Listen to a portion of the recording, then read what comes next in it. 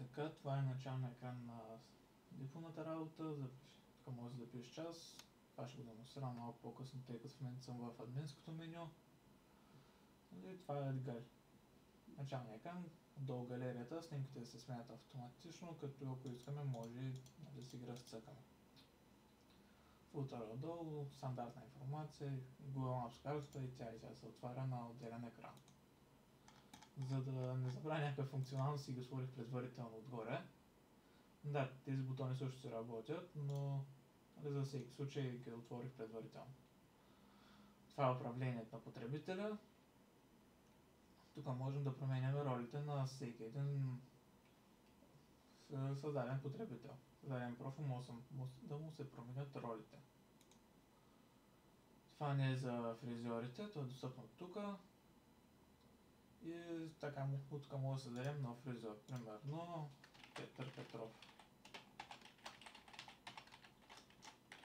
И тъй като тук се създават директно профили, заради това се записват на случая и парола.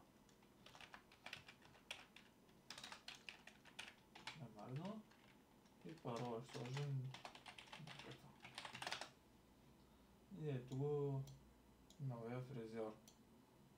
И от тук съответно можем да му редактираме данните, да го видим на изчистено или да го изтрием. Но в момента няма да го изтрием, за да може да му направим нов график на него. Да, тук е седмичния график, тук са описани всичките фризьори и техните графици. И в случай, ако се пробваме да изберем някой от другите, няма да можем да го направим, тъй като той вече има график.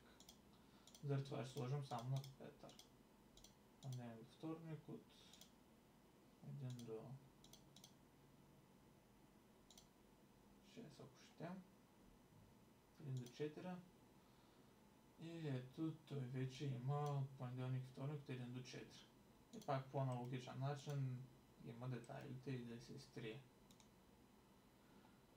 Тук имаме абсолютно всички преминали часове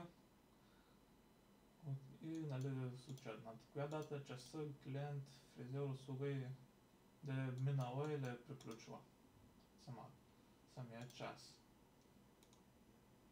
Това са всички оставени ревюта до сега, които са на отминалите часове, когато съм тествал функционалността. Това са услугите.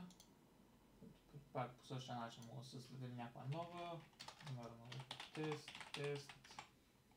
Време траене 50 минути, цена 70 лева. Ало.